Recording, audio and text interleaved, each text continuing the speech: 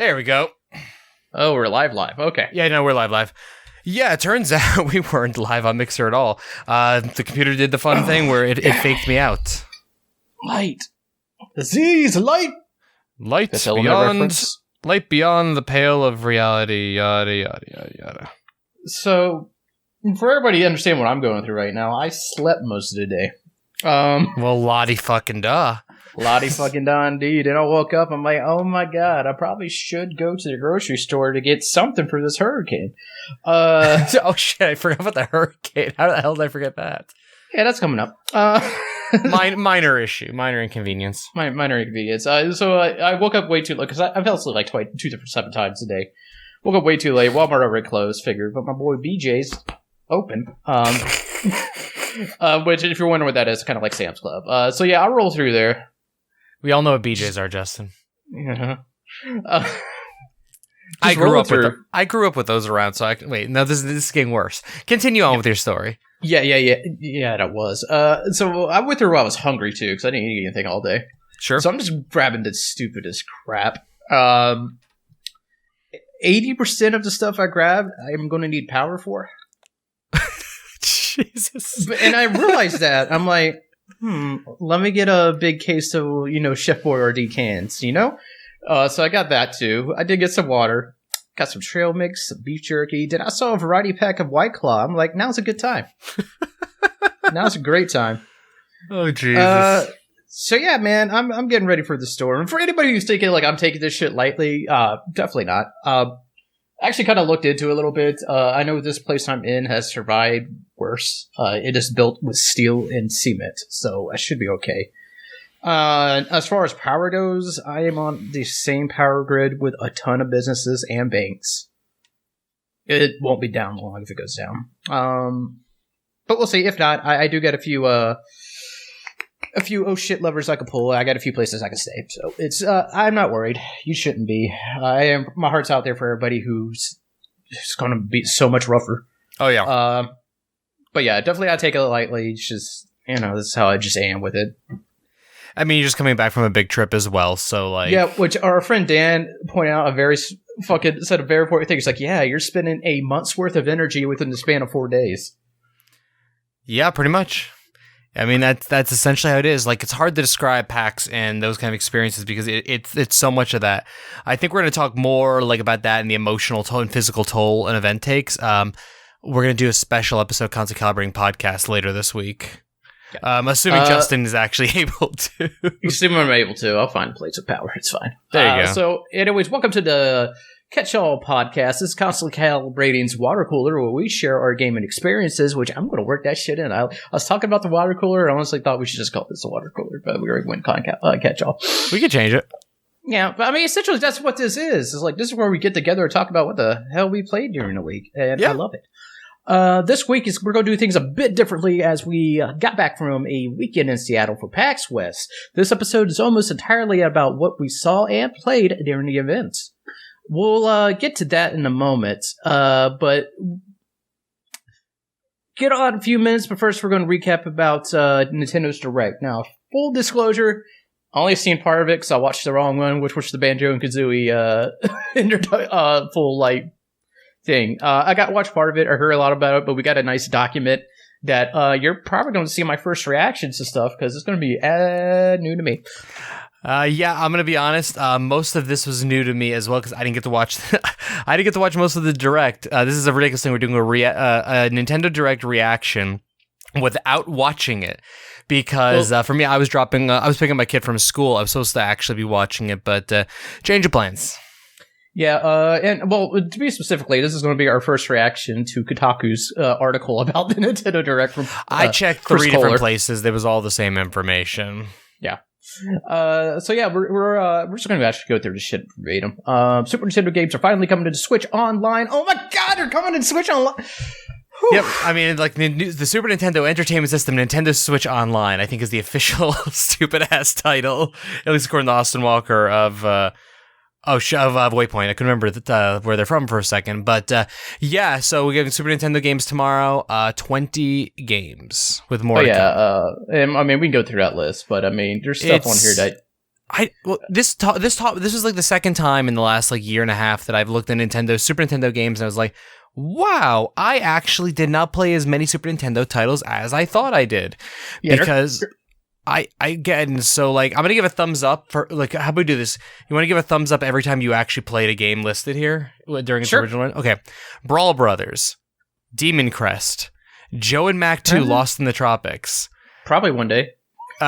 Previously, original, like, Kirby's Dream Land 3, Star Fox, Super EDF Earth Defense Force. Did not even know that was on Super Nintendo. Exactly. Super Mario Kart, Super Mario World 2 Yoshi's Island, I guess I was supposed to go left and right, but whatever. Super Puyo Puyo 2, Super Tennis, Breath of Fire, Hey. F-Zero, Hey. Kirby's Dream Course. A begrudgingly Pilot Wings. Yep. Stunt Race FX. Super Ghouls and Ghosts. I think.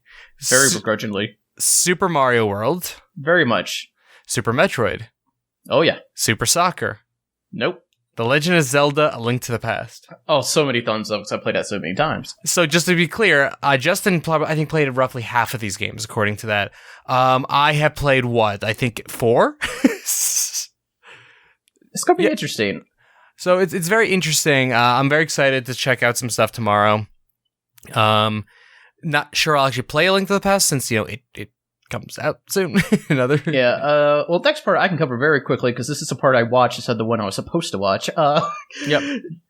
So on top of Banjo-Kazooie's release today, new challenger approaches. It's Terry Bogart from the SNK fighting series Fatal Fury.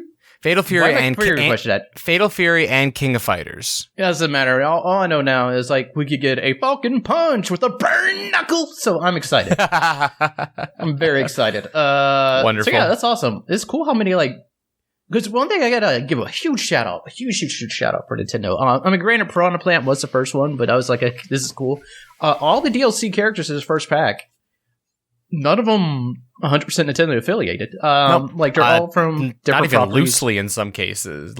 Some of these are not even remotely loosely associated. So that's freaking awesome. And they also announced there are going to be more characters coming. Super excited about that as too. Yep. I mean, we still don't know who the last one of season 1 is, but there'll be a season 2. So I'm just saying, eventually, I'm getting Sora. Sorry, hopefully, and hopefully we get Cuphead because those guys deserve it. Sorry, I had something that popped in my head because I saw a Days similar thing on here. It's something I didn't know was at PAX. I was listening to a little bit of Games Daily today, and Gary Whitten announced there's a game there called Later Daters, which is a dating sim that takes place in a retirement home. Wait, that's what that was? Because I passed by that a bunch of times in the Indie Mega booth, but I just honestly never got a chance to check it out. Mm-hmm. All right, that's amazing. All right. So on the Smash thing. Also, there is a Gunner outfit based on the character Sans from Undertale. That if you use that, I think if you use that, it unlocks a brand new song, a musical composition created by Toby Fox, the creator of Undertale. Yep. So that's really cool that even if it's not putting full characters in, that they're putting in outfits based on characters. Yeah, they announced they're doing a lot of. There's some Mega Man characters. They're doing Proto Man. They're doing Zero for Mega Man X. There are a few other things as well that are coming. Give me Cuphead and Mughead. I don't even care about the game that much. I just want those developers to be supported. Yeah, throw them in blasters, dude. Yep. All right. So we got that covered. Next is a Wii U Gym coming to Switch. Tokyo Mirage Session, FE Encore. It's heading to Switch. The Switch version will include new story elements, new song, new characters. Not many Wii U games to go before the whole library is on Switch. So that's awesome. We're still seeing some Wii U stuff carry over.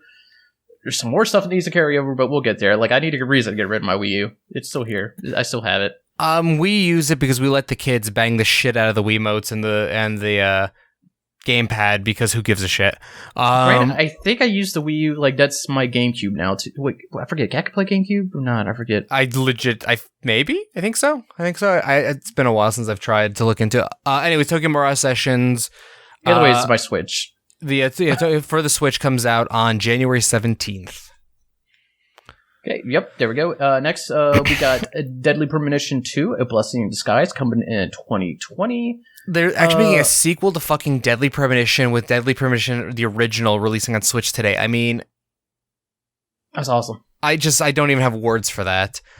This is the one I think you're going to be most excited about, though, Justin. Yeah, I'm about to say, I'm just reading this. It's already a great direct. Yeah, well, I'm just like, I think this is one you're going to be most excited about. Assassin's Creed Rebel Collection featuring Assassin's Creed 4 Black Flag and the game you've been trying to get me to play since it's a release, Rogue. Rogue is great. Rogue is fantastic. The collection's releasing on the Switch on December 6th. Freaking awesome, man. Next we got Xenoblade Chronicles Definitive Edition coming in 2020. And next, what actually opened up the Direct? Overwatch is coming to Switch. Of course, this was the leaked, but now it's official. The Direct cold open with oh gosh, yeah. Either way, it comes in. They are going to have some weird stuff like gyro controllers, but it will be out October 15th. So, I mean, that's cool. Yeah, that's cool. It's okay. I'll be straight up. I don't care. I'm so fucking over Overwatch at this point that it personally does nothing to me, but for the people who have been wanting another place to play Overwatch, cool. Like, but I'm here's proud of something you. that's cool. Vending Original Sin 2 Definitive Edition coming to Switch. Not only is it coming to Switch, it's going to have cross saves between Steam and Switch. That is what we need. For a 100+ hour RPG to have cross saves between a mobile gaming platform essentially and a PC platform is absolutely fucking phenomenal. I literally put off starting Divinity Sin Original Sin 2 a few months ago when it was announced for Switch, and now I'm because under the premise like, well, I just want to play it on Switch, and now I'm like, fuck it, I could have started on PC when I was really in the mood and had time for it. Granted, and that's what I believe too. Like, I believe cross save, progression is more important than cross play. Always. I mean, different people could make different arguments. I mean, like, I am in a spoiled area where I do have all consoles. Some people do not, so I can understand wanting crossplay more, but I don't know. We'll see. I just think cross progression is just it depends on the game. If we're talking 100-hour RPG or something with like an online connectivity or something like a Destiny or something, cross progression is more important to me than anything else. If we're talking about, I don't know, like a 10 to, like a smaller gear online game, then cross play might be more important. Yeah, true. But here's something that's a little different. By the way, Original Sin 2 is today. Oh crap, that's today. All right. Well, here you go. Yeah. Go get it. Today being Wednesday, so it's out once you're listening to this. There you go. Next is Game Freak is making a new game called Little Town Hero. Little Town Hero. Yep. This game actually looks pretty cool, to be honest. God, what did I see that looked really fucking awesome? Oh, actually, yeah. Speaking of Toby Fox earlier, he is actually helping with the music on this. Yep. And it's coming out October 16th. So yeah, it's cool seeing Game Freak actually do more than just Pokemon. Yeah, I didn't know that was legal, honestly. Straight up. I didn't know that was a thing that they were allowed to still do. So it's like, it's awesome seeing them kind of, we already knew this was coming. It was originally called just Town. So it's now seeing it kind of evolve into something else or evolve into something more substantial is cool to see. Yes. Next, Bethesda is re-releasing Doom 64 on Nintendo Switch, hitting November 22nd. That's awesome. I guess everything else Doom is releasing, so may as well just drop 64 on there. And none of that matters, and I can't believe this just has a one-line thing, but what more is there to say about it? Star Wars Jedi Knight 2 Jedi Outcast will be available for Nintendo Switch on September 24th, man. This is literally like, okay, I'm in for Super Nintendo. That's great. The Assassin's Creed stuff is great. Divinity Original Sin 2, great. Oh. I'm sorry. I saw Jedi Knight. I just saw fucking Outcast. Jedi Outcast was coming to the Switch. I was like, I started giggling like a maniac. And I look forward to this. This is going to be like a complete Jedi Outcast with multiplayer or just a campaign? Again, based on the fact that everywhere is reporting it as like one line, barely news info, I am assuming it is just the basic game. All I know is it doesn't matter. I want to know if cheat codes are in because I've only ever played that game with the cheat code where if your lightsaber, literally, you don't have to swing it. If your lightsaber is just on and it touches somebody, they fall into little chunks. Yes. Because it essentially, you turned up the ability for the lightsaber, like you turned up its reactivity because it was like it was a debugged thing, but I want that as an actual cheat because I don't know how to play the game otherwise. That would be interesting because I imagine you played the game on PC when it hit, not like the console ports. Yeah, no, I played all the Dark Forces and Dark Forces related games on PC because most of those cheats were like console commands, weren't they? No, the PC version for Jedi Outcast, specific one I was talking about is you actually had to go into the go console command, and then you had to type a specific thing to debug the game, if I remember correctly. Gotcha. All right. What's going on this? Wow, that was in English. Super Kirby Clash is free to play. Well, actually, the way Nintendo put it, a free to start game. Kirby 4 players with over 100 different quests. You'll fight enemies as a team of 4, equal locally online, or it's available today. Meh. I mean, that's cool. Free to play game, free to play Kirby, thumbs up. It doesn't do much for me, personally. Gotcha. They announced a new mode for Luigi's Mansion 3 called the Scream Park. It will pit 2 to 8 players against each other on the same Switch in an arena-style ghost battles. Nice. Okay. I'm getting Luigi's Mansion. You're adding more. Bang for my buck. I'm down. Yep, I mean, adding a 2-player mode, Charnel and I already want to play it, so I'm in. There we go. Pokemon Sword and Shield got a few new details, like Pokemon Camp, where you can play with your Pokemon and much more robust character customization system, and parentheses, I swear this is true, a curry rice mode where you can customize curry dishes to eat them with your Pokemon and save them in your curry decks. Honestly, I'm sorry. I think I have to play this now. This had me at curry decks. Honestly, well, crap. I'm gonna have to get Pokemon Sword and Shield or Shield now. I'm not gonna get Sword and Shield. I refuse to. We have both. We have both pre-ordered. Of course you do. You also have both Pokemon and Go, so you only played one of them. Trials of Mana, the remake. So you can. See, I specifically did not put this in our doc. I put a bunch of stuff in. I specifically didn't put that in the doc because I'm like, I don't want to hear Justin try to pronounce this, but you're reading off the Kotaku article, not the doc. Yeah, I'm Rombergering this thing really hard. It will be available April 24th, 2020, but they say it's a remake. It is a full-fledged remake. Full new 3D graphics. Instead of turn-based battle, it's going to be you kind of roam a bit. This is part of the direct I get to see, if we can't tell. So yeah, I mean, for those people who are fans of the Mana games, here you go. Here you go. Next, we got Return of the Oberdins heading to the Switch, which is pretty awesome.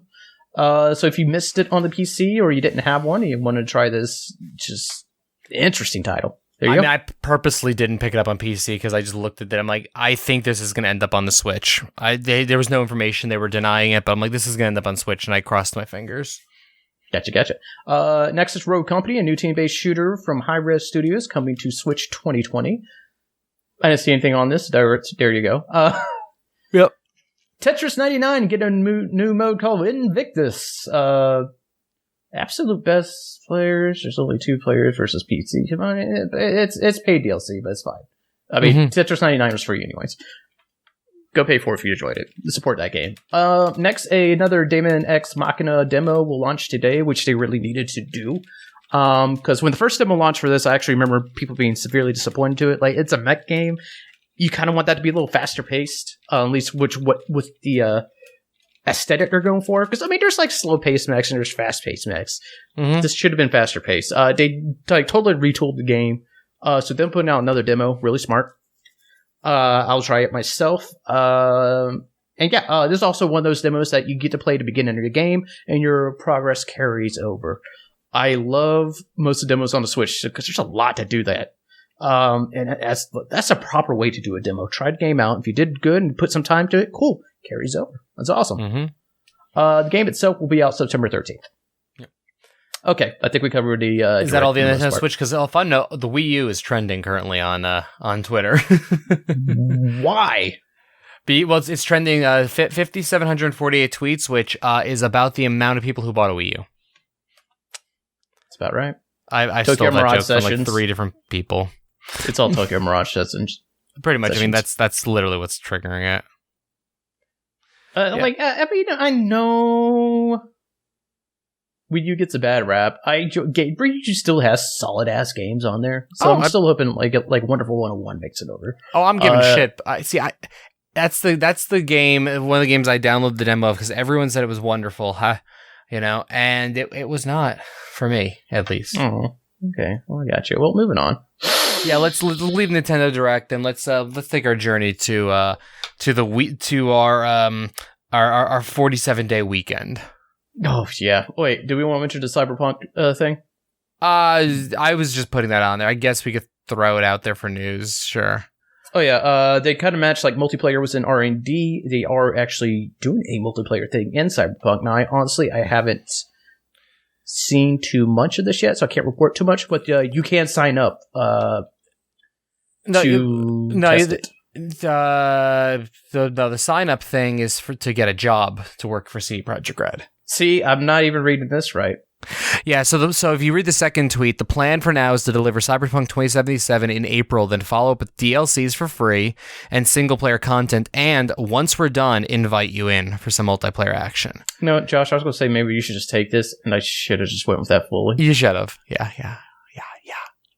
This is what my mind's like after our... Dude, PAX West it took a lot out of my brain. I'll talk more about this for the Constant Calibrating podcast, but this is the first event I've ever left where I actually felt happy afterwards, if that makes sense. Like, I actually felt like I'm still in a good mood, and I actually feel like I'm like well rested. It's this weird thing, but I also feel like I aged like 100 years. Yeah, in the span of a single weekend. I'm well rested for an elderly fellow. Yeah, I feel like I'm well rested if I was like in my 60s right now. Like, my body is aching. Every movement is like creaking sounds. And yeah, it's amazing for essentially for 5 nights, 4 days of an event, 6 days in another city. But like, my body is shot. But we can talk more about the personal experience side of things on a different show. I want to talk about some games. Yeah, well, while we talk about games, full disclosure, Josh put this together. Did you want to go just me first, you first, or? I think just jump the fuck around as we see fit. We could do back and forth because, for instance, like, there's games we both played on here. There's games that there's one game we're not actually going to discuss on this show, but it's on there just because I was putting it together. So how about we just jump around back and forth, but maybe not necessarily in order. Well, I went to PAX. I came back with Space Rocks. I don't have a review of it because I signed a waiver saying I won't play it. Yep. So do you have the Space Rocks there, or is that off somewhere in the wilderness? It is often. It's right on my TV stand. But yeah, do have Space Rocks. Wonderful Space Rocks. It sold out Space Rocks. I'll put it at. It's very only nice 90 copies. You're in the first 90 edition. 90 copies. I was.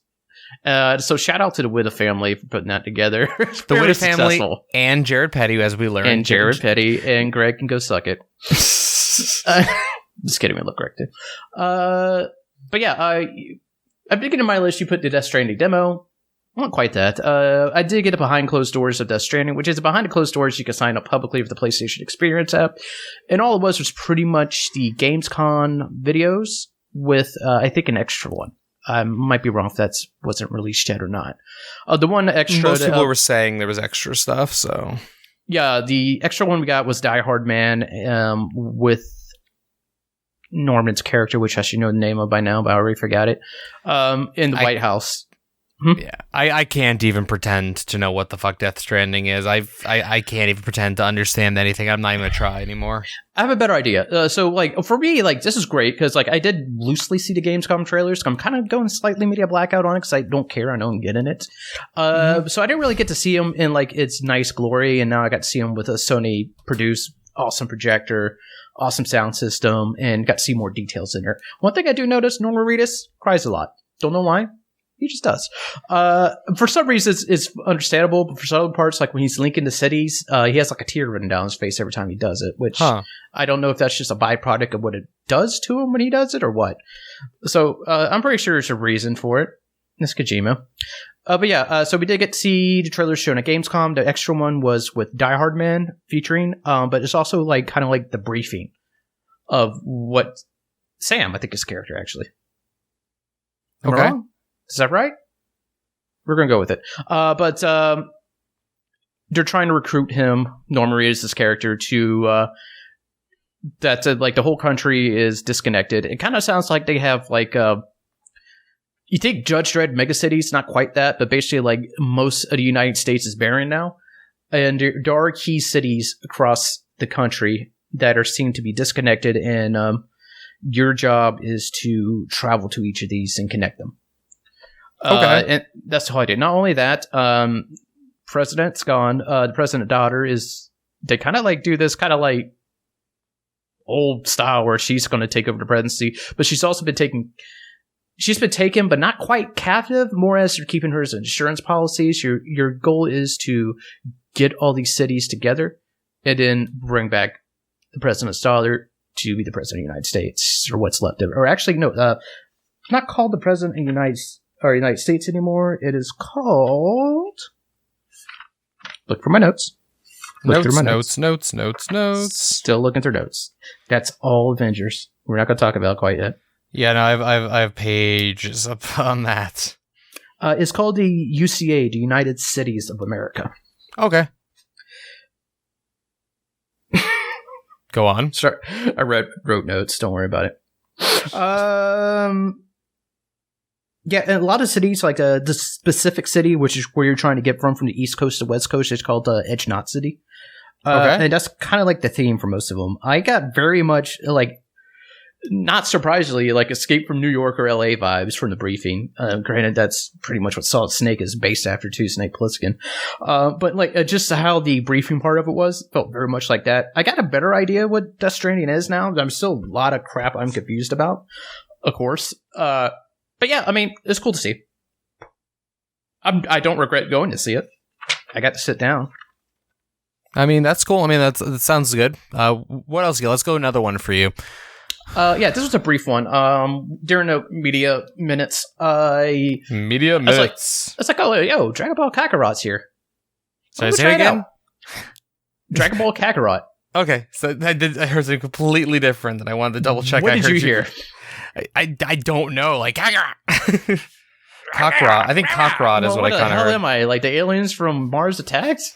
Oh God, don't say that. That's still I think the second scariest movie ever made. Yeah. But yeah, I got to see Dragon Ball Kakarot. I wish I got to spend a little more time with it. Shut up, Josh. By that is like I want a little more time. I don't mean on the show floor. I mean a more spot where I could just like mess around with the game, because it is a fully open Dragon Ball Z RPG. Okay. Where the demo took place, as for people who know Dragon Ball Z, is the Raditz saga. After Raditz takes Gohan, you and Piccolo are actually heading that way to go fight him. But by the way, you could also stop and check all the sites on your way too if you want to. My son's kidnapped. No worries. Oh, look over here.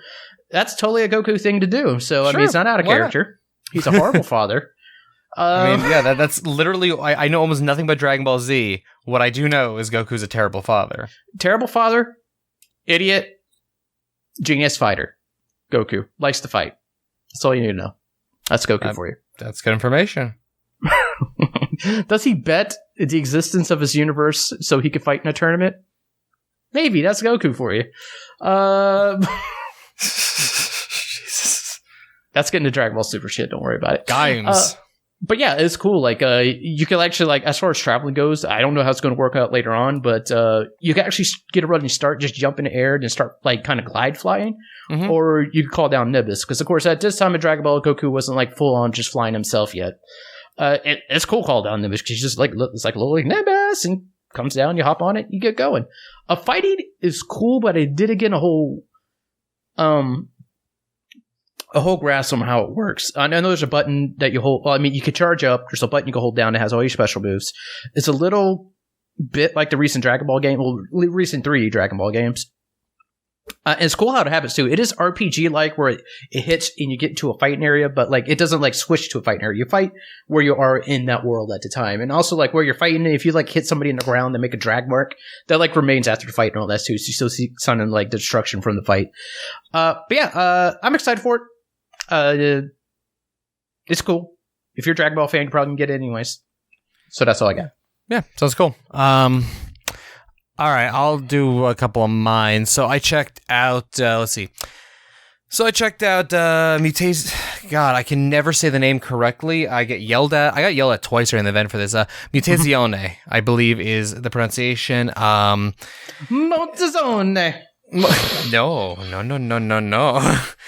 So, anyways, going looking through some of my notes. The game, you may have seen some of the game if you watch the kind of funny games showcase from PAX West. They're on stage talking about it, but it's inspired by Lost, Deep Space Nine, and other ensemble dramatic shows. An island was hit by a meteor 20 years ago, which caused people to be mutated, and pretty much nobody comes to visit that island. Their goal is to create a story that is post-apocalyptic but not scary. Your character, she goes to visit her grandfather who is dying, so you're pretty much the first non-mutated person to go there. And when you're there, you kind of get embroiled in people's lives. Every day, you have every single day. Days are about 60 to 90 real-time minutes. The game is 8 days, which means the game is roughly about 10 hours long. The goal pretty much is to find out what's happening with your grandfather, which he's dying seems to be somehow linked up to the dying of the tree in the center of town. So yeah, you're essentially ultimately trying to help the tree, trying to help your grandfather. The way the narrative designer for the game describes it, because I asked the question, it's a story-based game, so is there like multiple endings, multiple paths kind of thing? And the explanation was there's one beginning, there's one end, and many middles. So you can make... That's an awesome way to describe that. Exactly. I thought that was great. Like, I think I honestly have never been, when I was a kid, like Chrono Trigger, Chrono Cross, sure, I love multiple endings, but I always liked the idea more of you can end up in the same place, but the journey you take is different. So that's kind of what this is going for. Not unlike Mass Effect. Pretty similar, yeah. No, I mean, that's Mass Effect 3. That's people always complain about Mass Effect 3, no matter what your choices were, the endings were the same. And it's like, yeah, there weren't that many endings, but what you chose over the course of the game could drastically change what happened in the middle to the near end of that game. So let's see. So yeah, you dream every night. These dreams imply you're going to be able to save your grandfather in different ways to do it. Each day focuses on a different character that you are helping. The stories are very soap opera themed, though some will be happier, some will be funny, some will be really sad. The one in the demo was quite depressing, in all honesty. Mm-hmm. The goal is to play a playable ensemble TV show.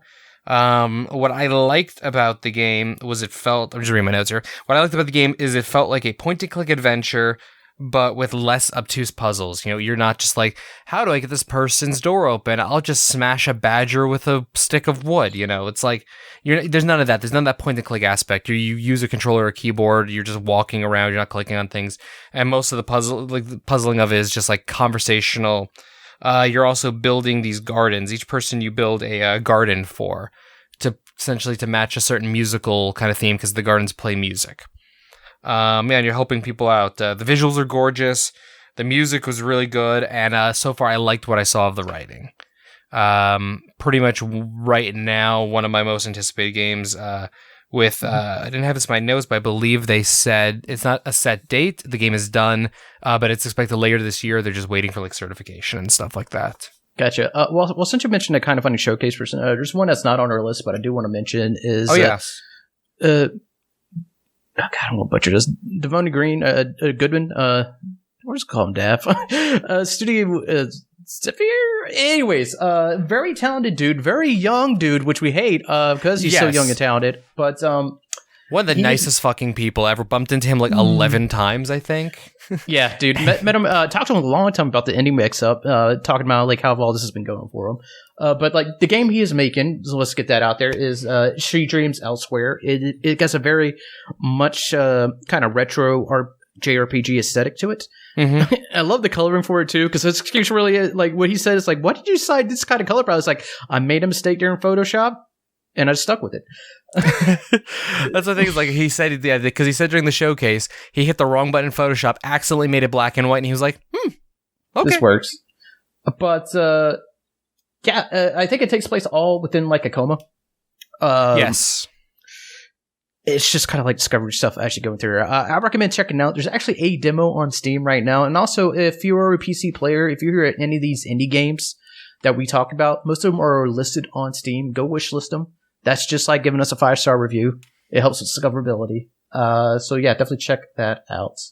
But yeah, I had to give a man a shout out. Ran to him way too much, and he's just an awesome dude. So Yeah, no, he's a person I actually really want to have on a podcast at some point because he's very interesting to talk to, very humble guy. I love it. It's like, oh yeah, man, I just didn't put a game together while I'm making this. You're making movies and stuff. Shut up, man. You're too talented. Too talented, too young. Get the fuck off my... Yeah, anyways. But keep doing what you do because I'm excited. All right, you go on. Next thing. Yeah, I got another. So, scarily enough, this is the last thing I have written notes for because I got very distracted at one point and I forgot to keep taking notes. So, after this game, most of my stuff is from memory. You have been warned. My notes are also terrible for what I did, except for one game I took good notes for. Notes aren't my strong suit. So anyways, Bravery Network Online. You might remember if you listened to the last Constant Calibrating podcast recorded with two-headed giant Nathan Brandt, you might remember that he was saying everyone needs to go check out this fucking game. Well, he was right. The game is still needs a lot of polish on it and stuff like that, but overall it was really enjoyable. It is a fighting game, but in a turn-based environment. All the stats are kind of like all over the fucking place with stuff, and the skills and everything. They straight up said like their tutorial. They admitted their tutorial like doesn't explain any of the stats. They're working on it, and the game had some hella loading issues. But what is there is fun. The art is good. The character design is great. Let's see. And overall, I enjoyed the experience with it.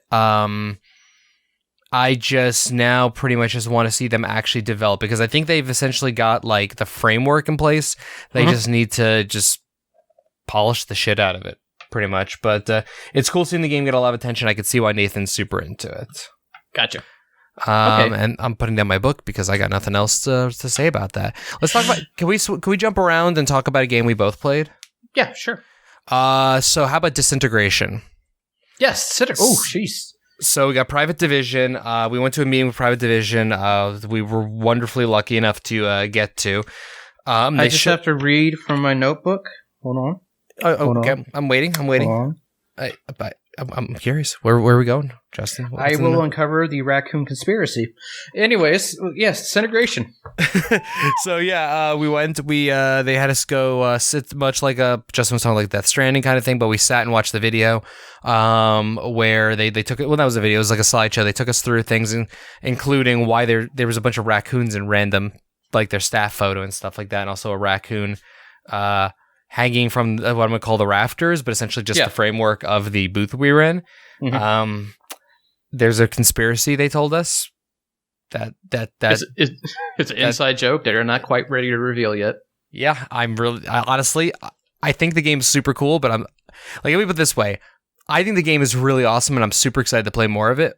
And my predominant interest is in the raccoon conspiracy, just because I'm just curious about it. But I mean, you kind of described it like it's the game that, well, when people first glance at this, they're probably like, that looks a lot like Destiny, and it kind of does. Well, at least that group. There are different groups within this game that you can take control of, or what did they call them? There weren't groups, they're crews.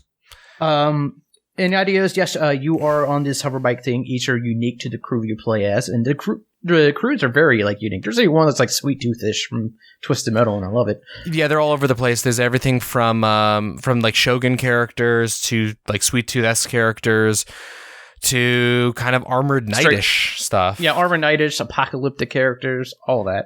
It's every FPS niche that's been hit, but they're all playable, and it's not just a skin. They are crews with their own abilities and different ways of working.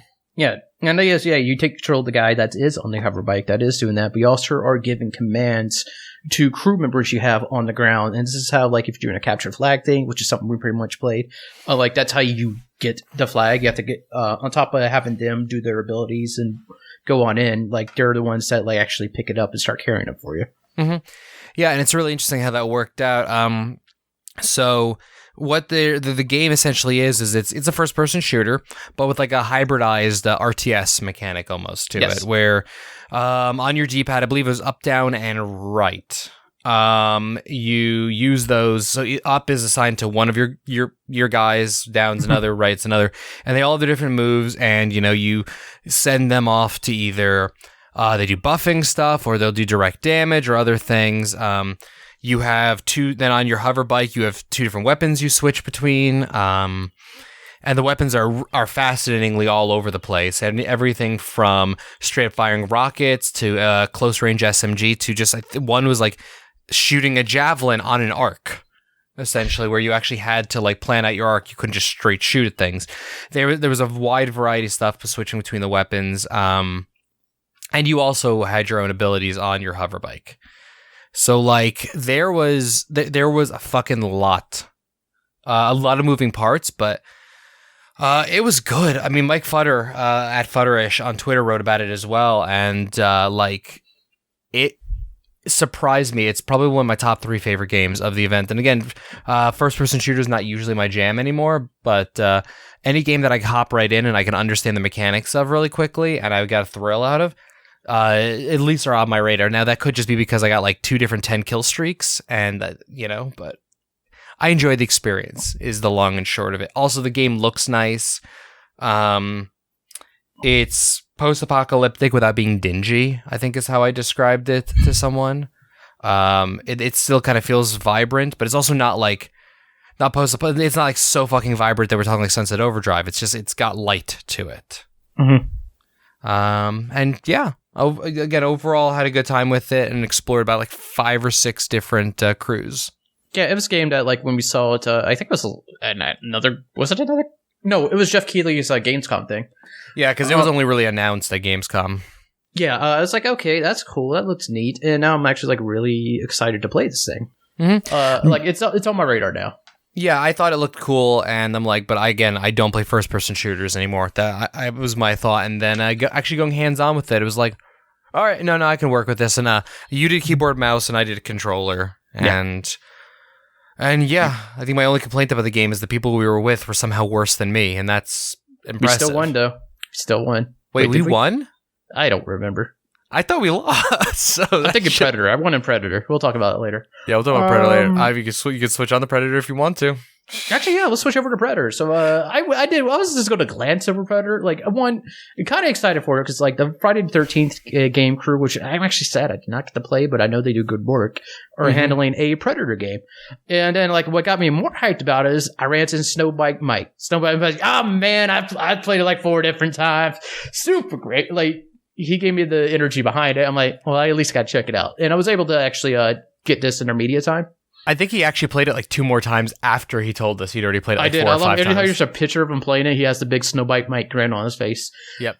It brought him to his happy place. It did. So they're doing an awesome job. It is another asymmetric multiplayer game where there are 4 players being commandos, 1 player being the Predator.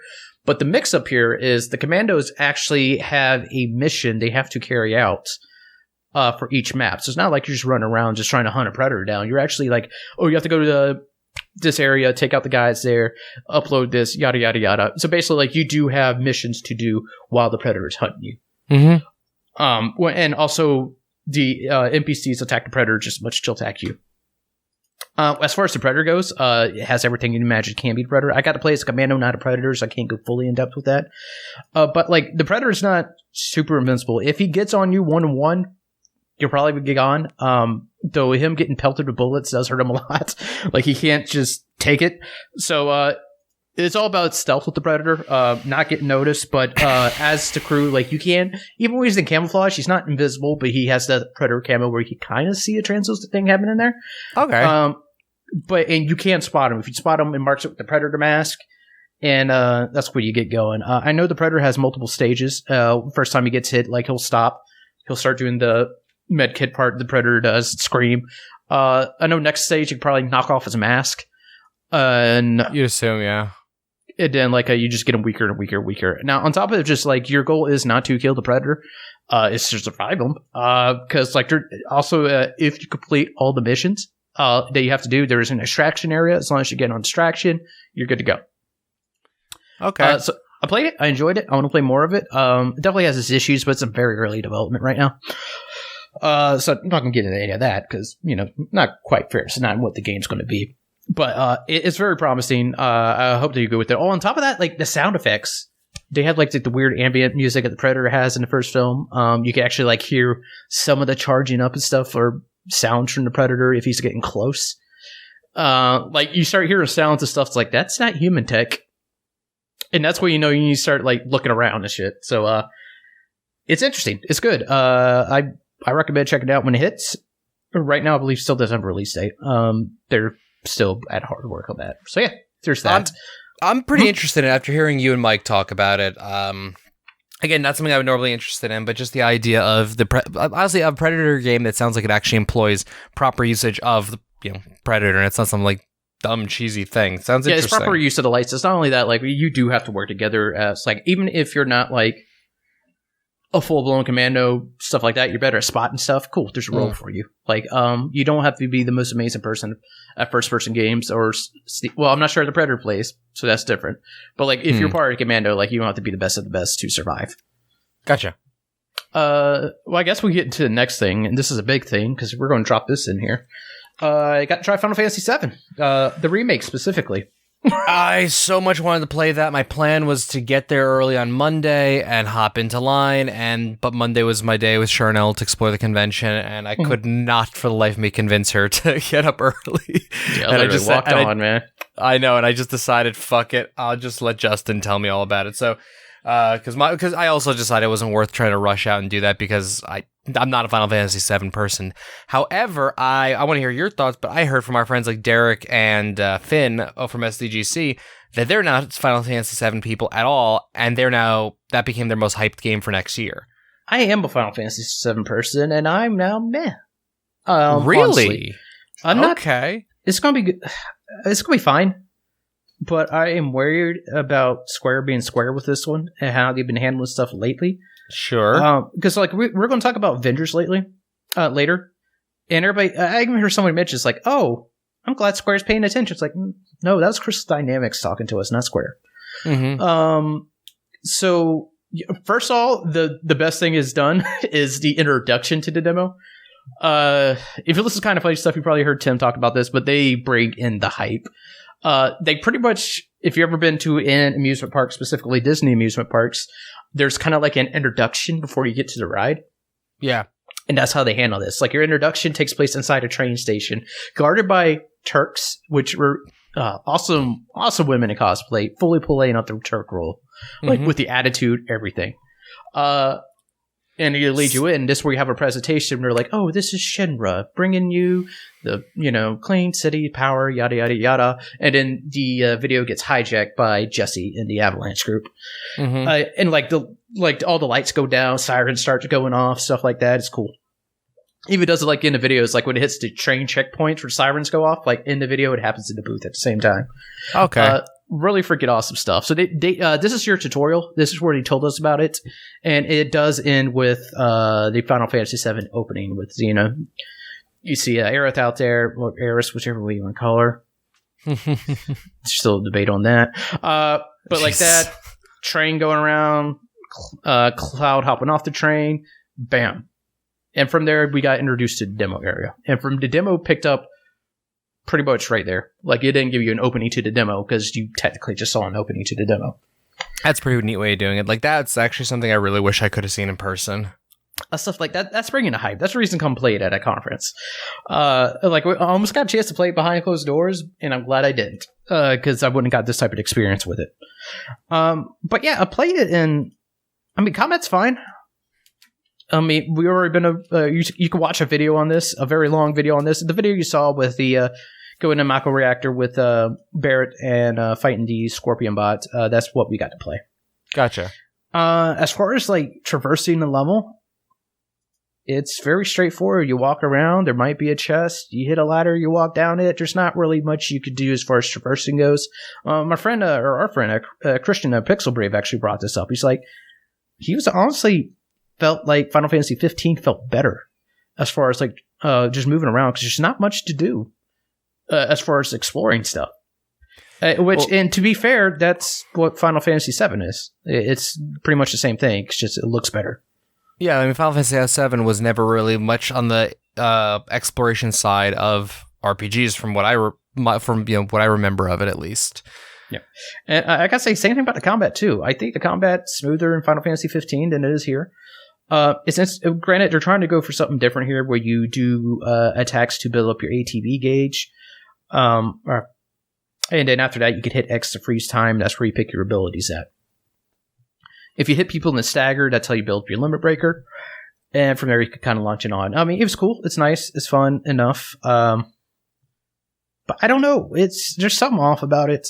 Something feel like this is still early about it, and that's the part I'm worried about, because like, you know what, they can show us all the stuff right now. Square can show us all this nice polished area right now, but if you remember Final Fantasy 15, there was a chapter that you were literally walking down a damn hallway doing something like stealth, but not quite, wasn't great, and that's because the game wasn't finished. Yeah, I mean, it was clearly an unfinished game. Square actually went back and redid that shit. Yeah, no, which I need to still go back and play Final Fantasy 15, the actual finished version, at some point in time. I do, and I feel like I shouldn't. Like, that's the thing. I hate that games right now are just... I mean, I can understand bugs and stuff, but the fact that you go and redo a completely, like, a whole area of the game afterwards, that's not right, man. So, I don't know. That's why I'm like... I'm going to get Final Fantasy 7, and there's still some excitement there, but... It's not going to be the end-all be-all. It's not going to be the greatest game of all time. At least I feel like that right now, and I'm still hesitant because just how troubled the development of this game is, and just Square being Square with some stuff in general. I don't know. We'll see. The fact that like they literally straight up said like, so what's the rest of the game going to be like? They're like, we don't know. And that's exactly where I'm at right now. Like, I don't want to pick up Final Fantasy VII Part 1 or whatever the hell. I don't want to pick up this until I have confirmation of what the hell this new series is. I mean, we got the idea. They just haven't committed to it yet because... Well, yeah, commit to it and tell me at least a rough estimate of how many games there are, and then I'll pick it up. Because, honestly, right now, my plan is kind of just to wait 10 years and pick up Final Fantasy VII, the complete edition. Well, the scary part of that too is like, I mean, just as I just said, it's like, it's not because they know about it and they just don't want to announce yet. It's because they literally don't know. That makes me uncomfortable. It is shocked that they were allowed to say that. I still can't fucking believe that any PR let them say that, and not just say it once, but let them keep repeating it. Yeah, so, I mean, we'll see. We'll see. All right, what else you got? Oh, I got stopped by the... Oh, God, what booth was it?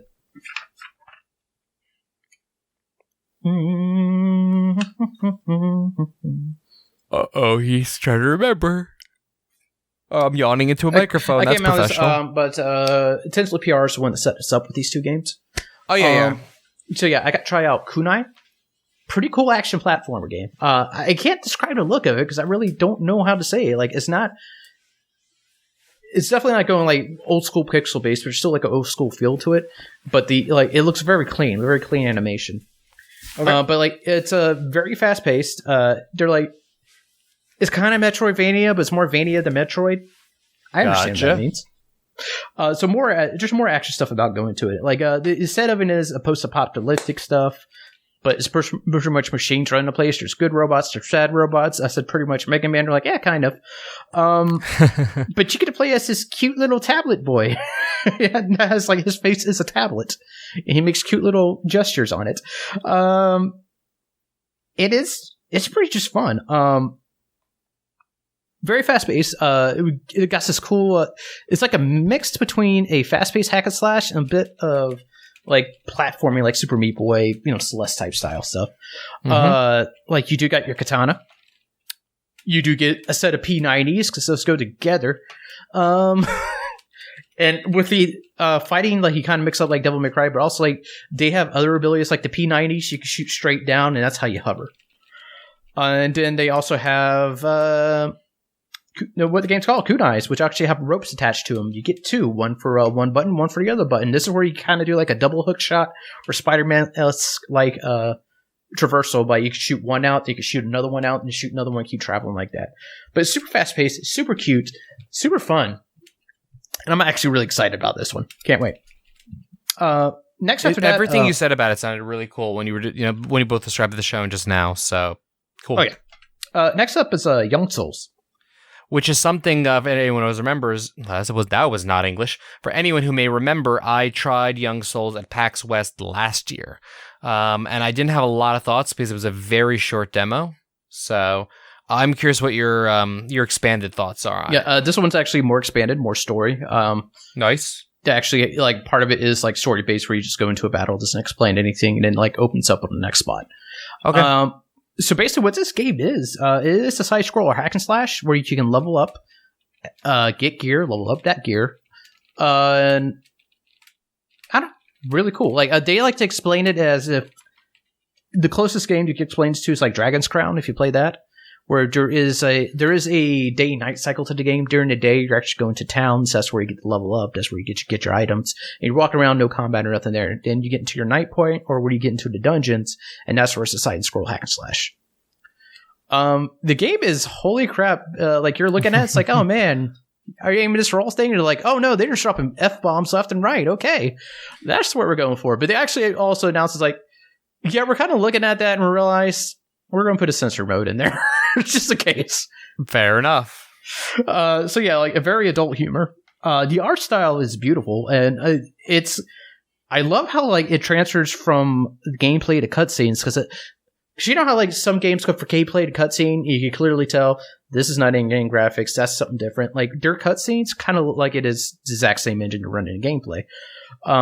Different views, switching the camera around, but it still like looks like the same art style and the same quality. Mature Castle Crashers, the DJ Metal put it for Dragon's Crown, very much so. Except like there's more to the preparedness side than there was in, let's say, Castle Crashers. So I don't know, it's cool. It's going to be a multiplayer. My main gripe with it, at the beginning, it's kind of hard to tell who you are, because the characters themselves look very similar as their twins, so they should. But later in the game, you can customize your outfits. You can put different armor on, so vary yourself. You can actually choose if you want to have just the look of the customized outfits you pick, or if you want the look with all the gear you have equipped. So, yeah, it's looking cool. It's looking solid. It's building up very nicely. I think it's a much more solid build than you got to play. Yeah, I mean, the build I got to play was very rough, and I think the developers who were demoing it were very angry and tired, so they didn't really answer questions or show me anything last year. So it seems like you definitely got to play a lot more of it. Yeah, and I feel bad for them, because when I got to the booth, like half their booth was not powered because they had some weird power issue there. Yeah, you were mentioning that. So it's it was a little rough trying to get the demo in all the way, but that's completely not their fault whatsoever. Okay, I got a couple. Yeah, go. So a couple games I want to talk about, both from Kitfox Games. The first one, 6 Ages, which is, how do I describe? Kind of reminded me of Oregon Trail, except you, hold on, DJ Mel's asking, what was the game called again? The one you were just talking about? Young Souls. Yeah.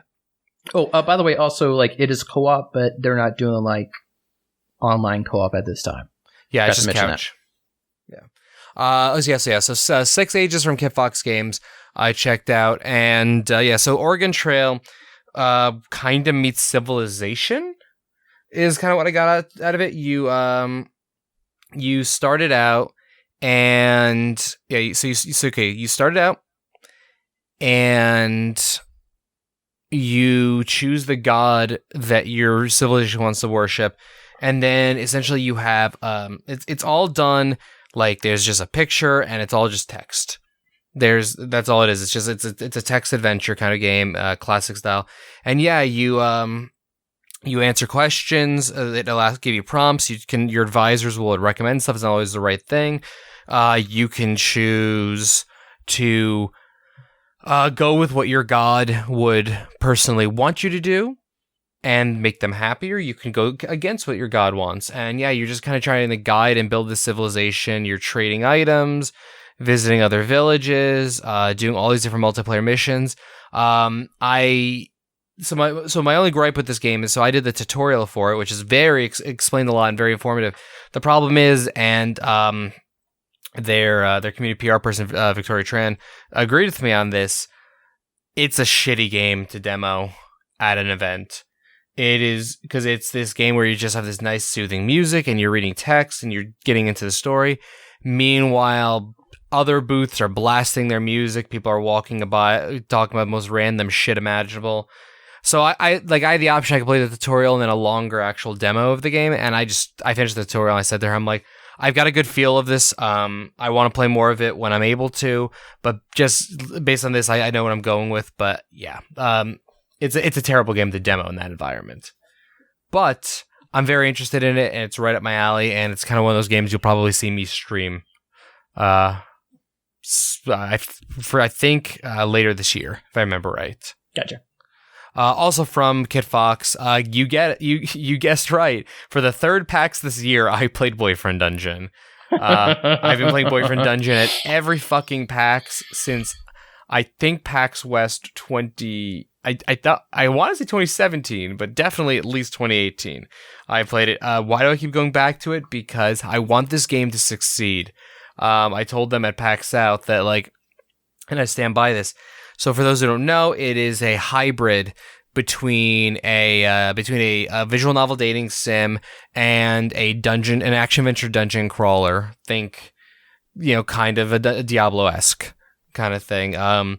And I love this game because of that hybrid nature, because I want it to succeed, because I want to see more games that hybridize this kind of thing, where it's like, you got the dating sim, but what if it was a dating sim and like a space station management game, or a dating sim and an RTS, like just the layers of things you could create. Long story short, I want a game that lets me romance people, but I don't want to just play dating sims. I think is what it boils down to. Does it? Boyfriend Dungeon's fun. I've romanced the same character every time I play the game, and this time it's always been two options: Sunder, and I can never remember her name. Sunder being a sword, because yes, these are weapons that turn into people, or vice versa. I always choose the same one, the female character. Every time, and they finally added another character, a third option for the demo. So I went and did not choose that, and I chose Sunder, the character that's already been in the game that I fucking just decided to go with. So I got to play that, explore another side of things. What's really cool that the game did is it. Oh wait, my chair is stuck, and I'm trying to turn it, and it really looks like shit on stream. What's cool stuff is they added like some cutscene stuff to the game, some nice visual like stuff to it. And you guessed it, there's still really nothing to discuss about release. It'll come out when it comes out, and so I hope you guys are ready. If I go to PAX South, I'm going to be talking about it some more come South. Boyfriend Dungeon's in my top 3 most anticipated games. It has been, it'll continue to be. It is my shit. Gotcha. Your shit. Now, let me go with another one, if you don't mind. Something that's not actually my shit, but it's actually more yours. I think people are interested in. Berserk Studios, our buddy Hunter was on Constant Calibrating podcast a few weeks back.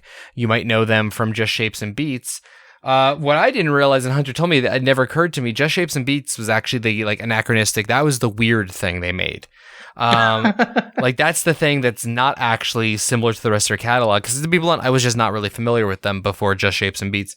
They have a new game coming out, which they showed off, called Infernax, and that is actually more of their style. Infernax, one I'm very happy to say that our buddy Hunter is actually doing some writing on. Awesome. It is essentially their take on Legend of Zelda 2 and Simon's Quest. Yeah, if you think those two games got a bad rap, they took the greatness from those games and jammed them into one.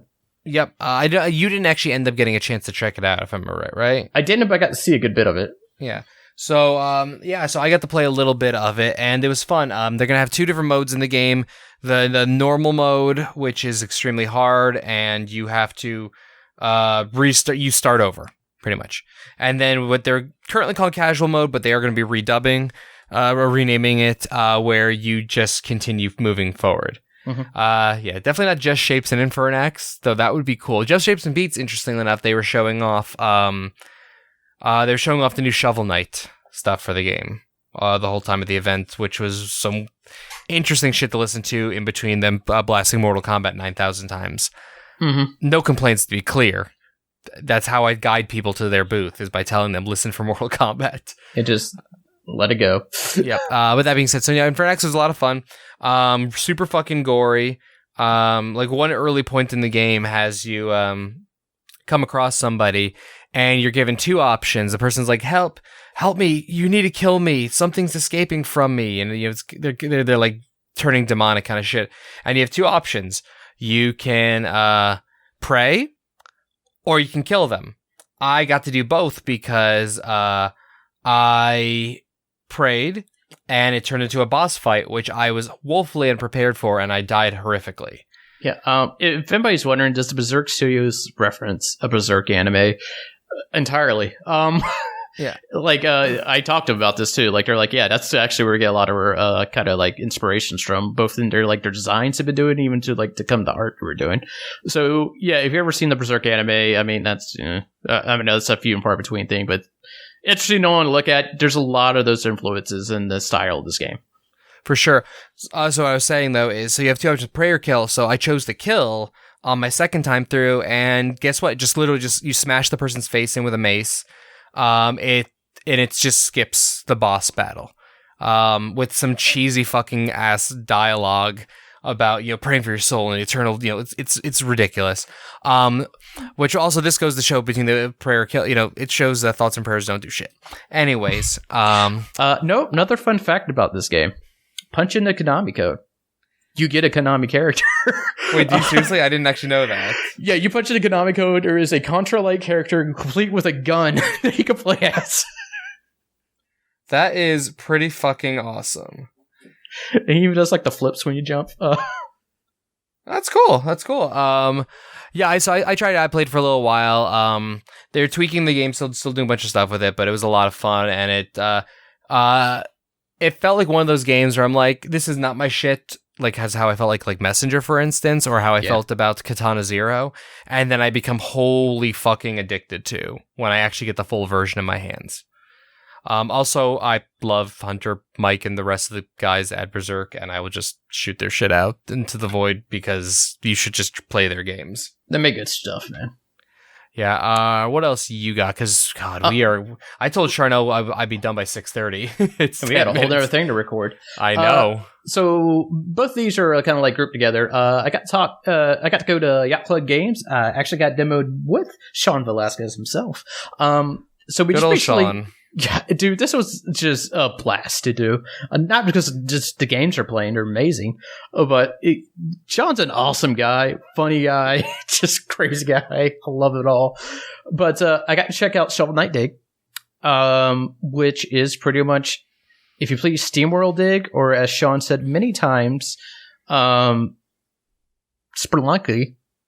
It's this, but Shovel Knight. I mean, that literally... Shovel Knight with Spelunky with a Shovel Knight skin. Interested. Also, it's, if I'm correct, it's a prequel to the actual Shovel. It's actually part of the Shovel Knight lore. Yeah, this is 100% all canon. Did ask about that too, and it looks incredibly fun, just like anything else they make. They always have a good job of doing a retro game, but making it feel modern. And I can't wait for it. Next part I got to play was the King Knights, the card game for the King Knight game. Mm-hmm. Or is a full-fledged card mode. Like there is, first of all, they're saying the main inspiration was Final Fantasy VIII. Okay. For their card mode. But like, yeah, this is a complete card game within the game that you don't have to play, but you will because you'll get addicted to it. And it is pretty cool. So I got to play a little bit of that. And next is something that surprised the crap out of me, Showdown, which I thought was just kind of like oh yeah, hey, this is all the Shovel Knight crew in a fighting game. Yeah. No, it's a full-fledged fighting game. Which that was the thing that surprised the shit out of me. I think because we had Sean on the podcast, a year or two ago at this point, when they literally more or less like they announced it during our podcast, like confirmed that Showdown was coming and what it was. And the way they were describing it, I honestly was just expecting like borderline a mod pack almost, where it was just like some Shovel Knight characters sort of thrown in and yeah, whatever. But no, the way you were describing, like, it's an actual fucking fighting game with actual story and character specific shit. Yeah, and you get a first glance, you're like, oh, it's Shovel Knight with Smash. No, not even close. Yes, it's more of platform based fighting, but there's a lot of stuff that mixed in with it. Like for the fun things like of old school games where if you go to the left, you exit at the right, or you jump down, you'll come in from the top. Some of that going on. If it gets to like the if everybody like scores the same amount, or you have like a final showdown or something like that, where it's just two players trying to fight for who wins. Tie was the word I was looking for. If you have a tie at the end, like the world will start crumbling around you, get closer. The one we play, like lava was swirling around us. You have to knock them into lava to win, or keep jumping around and hope they do it. He says it gets so intense right there. Like the lava will get to the point where it's literally just the smallest bit of space. You probably got a pixel or two where you can move. He's like, that's how tight we get. And like Sean is super excited about. I think he's more excited about this than most of the things he's been working on. That's pretty awesome. I even asked him, he's like, what else do you want to say? I was like, what do you want to show me, Sean? And he's like, let's play some Showdown, man. We got another guy in the development team. We just played some rounds. But he also mentions not just as a fighting mode. There's a single player campaign. There, each character has a story of why they're here, why they're fighting. I was like, holy crap! So this is just 100% fully fledged fighting games. Like, yes, it is. I'm like, that's awesome, dude. That's really awesome. That's pretty fucking amazing. I'm actually so. I love Yacht Club games. I love Shovel Knight. Like, I love Shovel Knight. But hearing everything you told me about it, and then having Sean literally walk up while we were talking about him and the game, really excited me, like, intensely about this game. Sean has jumped up to one of my favorite people in the industry. Because first couple times I got to talk to him, it was just awkward. Because granted, we were awkward. Mm-hmm. And at this time, like, it's more experience under my belt, learn more how to talk to people, or just opening up, or getting more used to it. It's just, we're just goofing around the whole time. And for sure. The dude's awesome. So absolutely. That was from Yacht Club Games. Next is... Hold on. I think it might be on a delay, because I think we had a little bit of drop frames, so we are getting a question from DJ. DJ asking, Shovel Knight fighting game with Smash Brothers control? Not quite. Buttons, there are certain powers to certain buttons. Some are hits, some are like throws. But let's say for the, I forget the Viking knight that has a plow shovel. Oh, that's Snow Knight? Snow Knight, yeah. Like, he could throw a snowball out, but if you throw a snowball out, you can actually hit your shovel right after that to fling it up at people. So, like, there's a bunch of different cool combinations you can do with your powers, too. It's not every character has, like, that moveset. Wrong name. Polar Knight. Polar Knight. It is Polar Knight. Thank you. Like, it's not like that extensive moveset that you expect with a Smash Brothers character, but the powers are very unique. And you can combine them very interestingly, too. I was playing. I also got to play as Tinker Knight. That was fun. Tinker Knight, yeah, I would imagine that would be a fun one. But yeah, Sean likes Mold Knight. He's like, nobody can beat the Mold Knight. And he's kept yelling that the whole time. Okay, awesome. So moving on to Tiny Build. Tiny Build had so much to show. As they do. There's a bunch of games I definitely want to try out, but my demo came in at a weird spot, so I did try a couple things, though. That's how all of our Tiny Build demos are, is coming in at a weird spot. Yeah, they're all lovely people, too. I love them, too. I got to chat with Julia. It's Julia with a Y, pretty much. Julia, thank you. Julia. She's always lovely. Always fun. She's a wonderful human being. I love how she reacts to the games as you're playing. I'm like, she'd never seen them before. But she's fantastic. But no, what I got to play was not for broadcast. This is being joked as the Fox News simulator. Well, so what not broadcast is, actually, I got to double check on this note. I think the people who did Friday Night for Freddy's did this. Like, it's very much that kind of setting where you're behind a control board. You have to kind of worry about power, among other things. But basically, you are watching, you're a producer on a podcast. You're behind the scenes. You are switching cameras when they need to be switched. You're rolling in. You have to load up the commercials, hit those at a certain time. There's a bunch of mini games. Like, you have to control, like, the signal to make sure it's as clear as it can be. And basically, you're just kind of guiding a ball through a bunch of walls. But while you're also, like, watching like, there's an interview section. We have to cut between the certain cameras. And imagine the Five Nights at Freddy's. It's kind of like that layout, and that's how you control it. Okay. But our report's like, yeah, it'll say something. And then you have to, like, hit censor. And I could tell, like, they had a ton of fun recording live action sections. Well, everything's live action as far as the videos go. Because, like, it's like a talk show. The first thing you're doing, there's a news area. And, like, they have all the, like, they're bickering behind it, like, before the stuff starts, which you can accidentally roll. It's just hilarious. but it's also one of those like incredibly micromanaging games that just really suck you in at the same time. Okay. So like it's hard to explain. It was kind of hard. It was a long demo too. That's the other problem.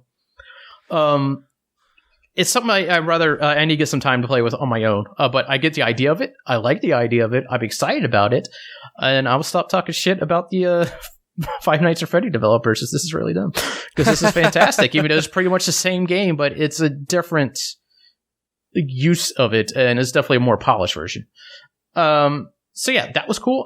And the next thing I tried actually was our friend Christine, Smallest Burb, shout out. I was like, hey, you should try out the Roswell game. I'm like, okay, I'll try it out. This is another game, hard to demo, a lot of story going into it, but this is pretty much is a horror game ish. Very noir detective style. You're an agent investigating a report at Roswell, private investigator.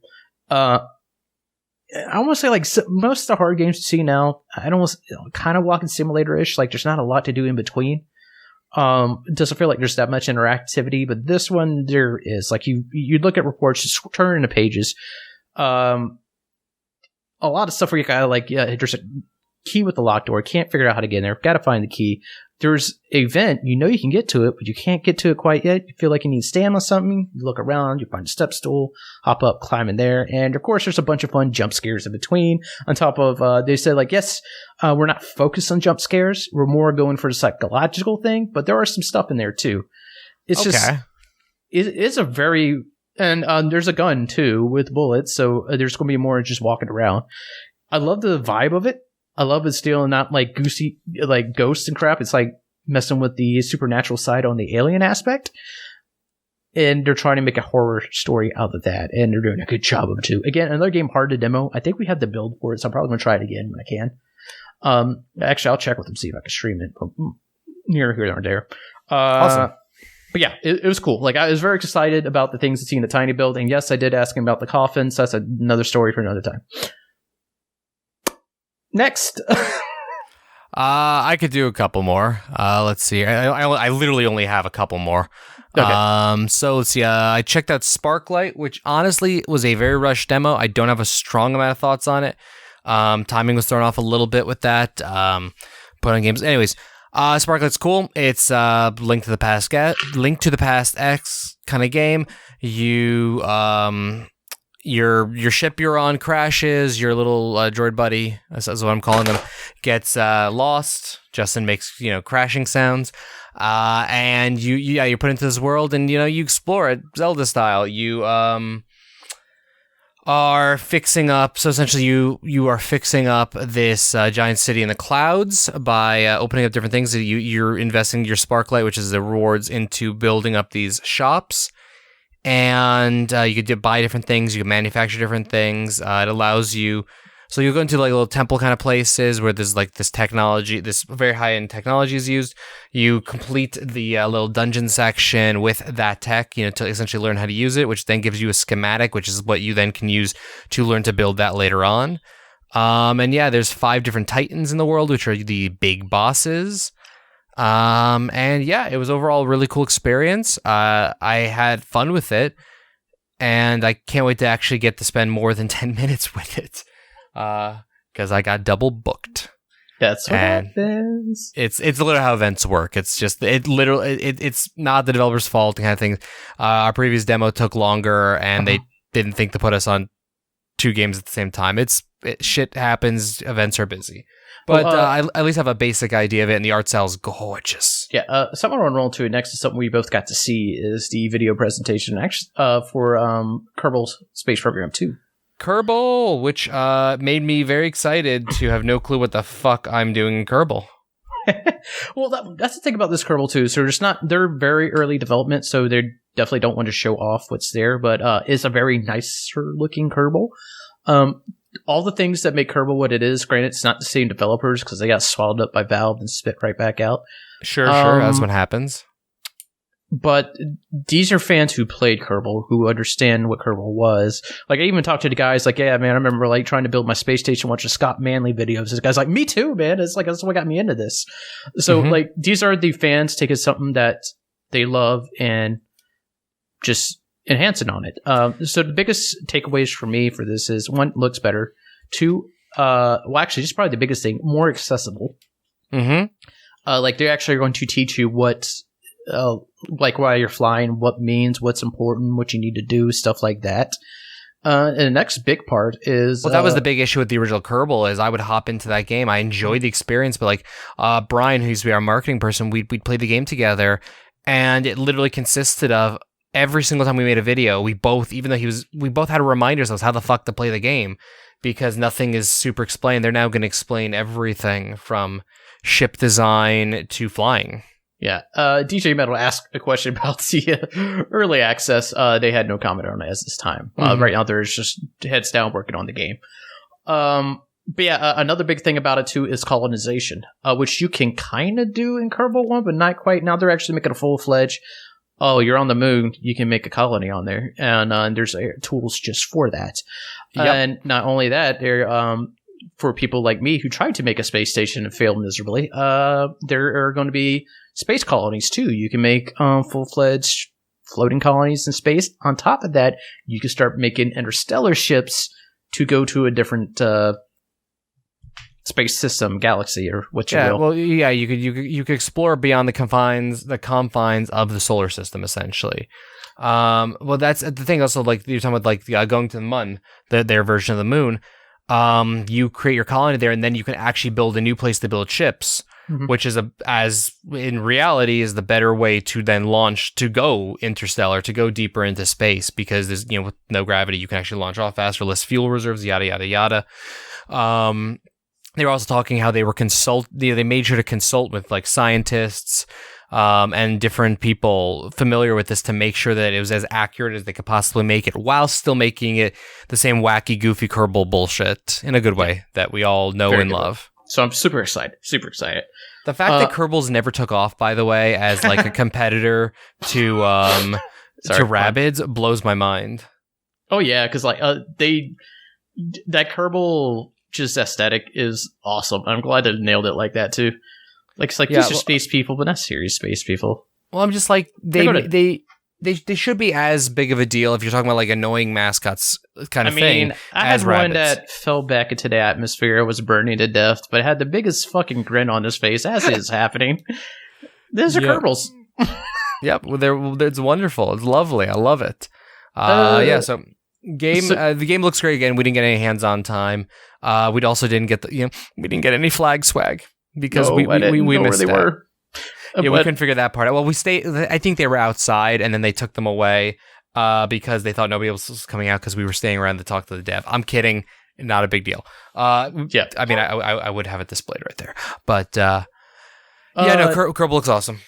Yeah, so next I'm going to roll into my Annapurna visits. Yeah, let's talk your Annapurna. Which sucks because I don't know how to explain either of these games. I got to try Sayonara Wild Hearts, which is one of those things. It is an experience, not quite a game, but it's also very much a game.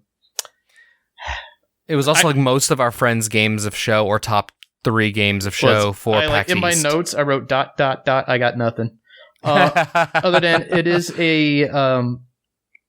if you watch a trailer of it, they describe it as an interactive pop album.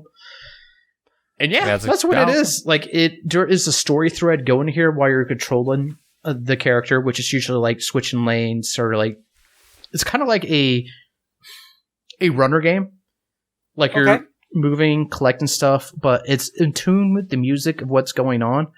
But this changes as the game itself changes. Like it starts off very serene, very kind of normal, then knots, and then gets into super J-pop, just super anime looking, super Japan way it goes into it, where all of a sudden I'm on the motorcycle and then I'm flying. I don't know. It's hard to explain, but when you're sitting there with the game in your hands and in a headset, you're just smiling, relaxing. It's the game I needed at the moment too, because I was so burnt out and I was just so zoned into this. Usually it just probably be a game I was like, I'm not into. I was super into it. I was super just sucked into it. Like I couldn't get out of it. That's amazing. Each of the levels, like, it's not like, hey, this is just a level. Like each level tells a story as you're going through it, and it continues on the next part.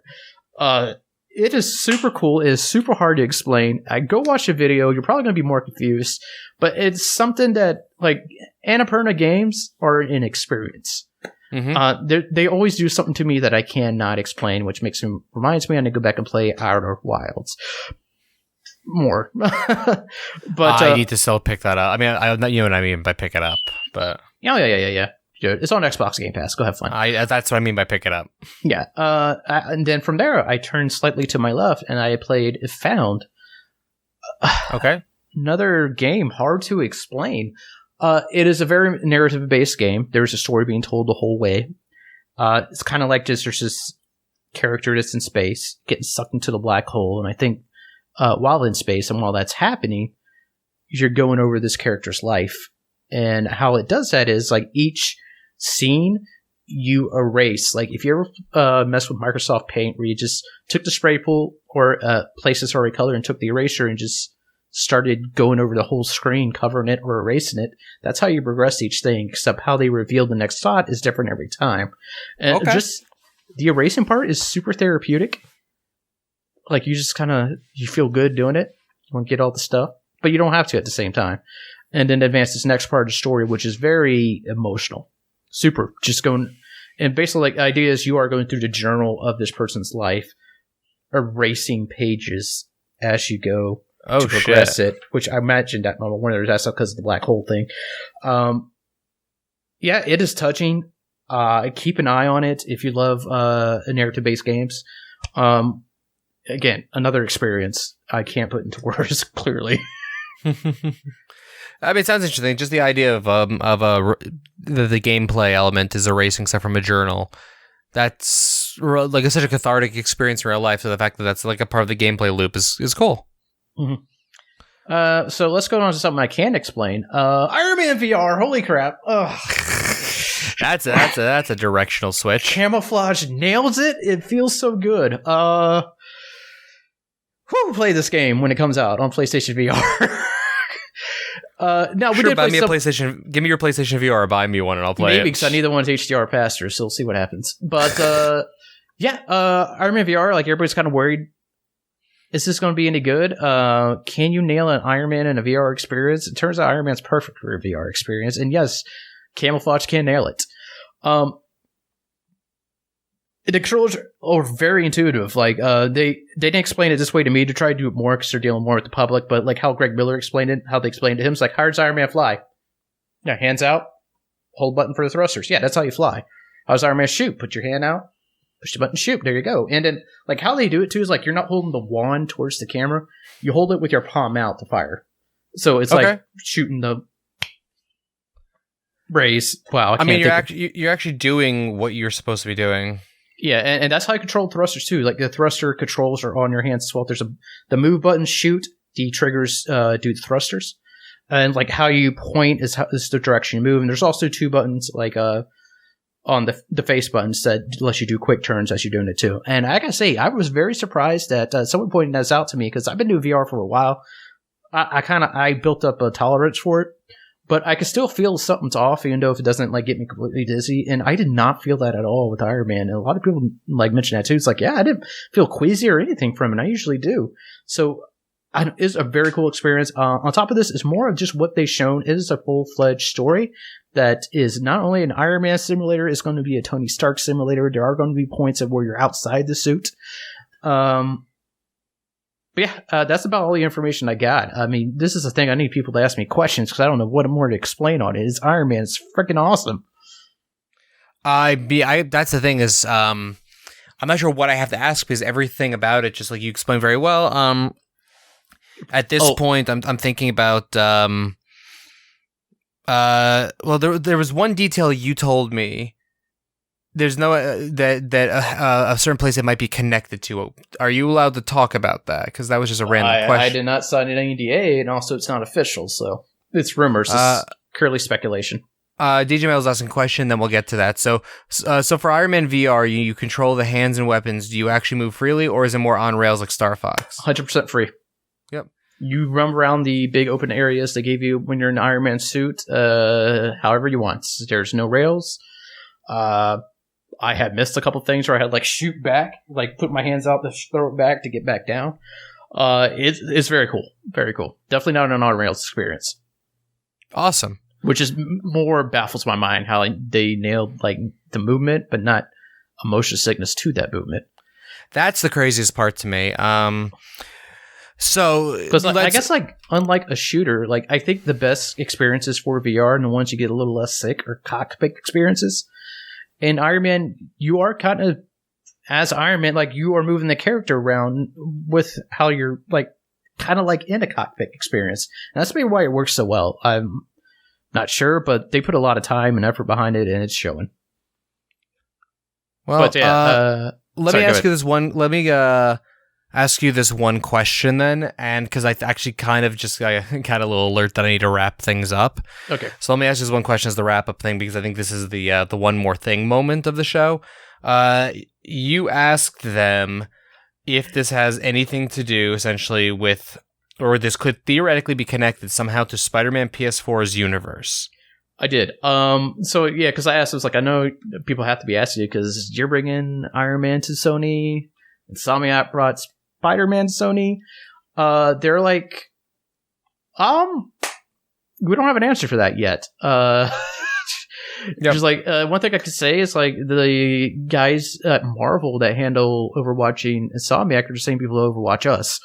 So that's a maybe. I mean, it was one of the strongest maybes I've ever heard for a game. And I asked Greg Miller about it, where he's like, and it kind of pushed it away, which means that's probably a yes, because Greg Miller had no comment on it. Yeah, he doesn't comment on shit he knows. Exactly.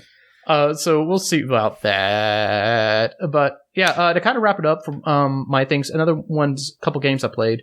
Well, I wasn't. I do know. I'm out. I got 30 seconds. Then I want to talk about Foregone real quick. Foregone's pretty cool. If you played Dead Cells, imagine Dead Cells, but without the random nature of it. Like, it is a handcrafted experience. It looks a lot like it. They know they get crap for that, but they embrace it.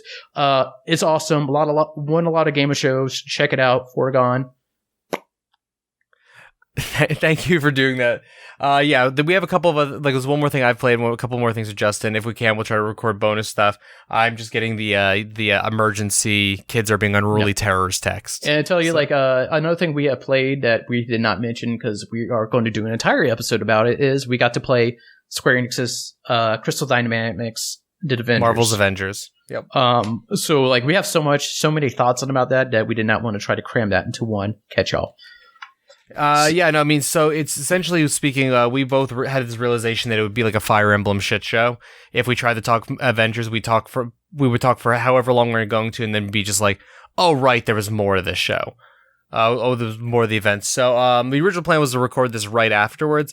Justin and I are just now going to figure out a time, maybe, I don't know, tomorrow or something. Yeah, if I still have power, all that fun stuff. Exactly, that's going to be the big thing. So we will. If you're wondering about games you played, we'll get into that because we had. I'm playing Control right now. We're playing Creature in the Well.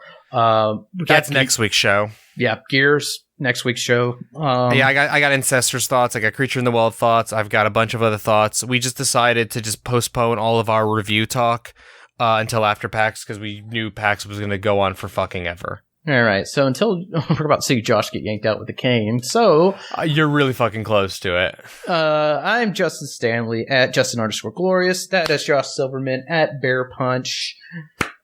You know where to find us, all at ConCalPod stuff on Twitter as well. And I still need an intro, but so for now, razzle dazzle wub wub till we catch you next time. It's been a pleasure. You're never changing it. I won't let you. Fuck.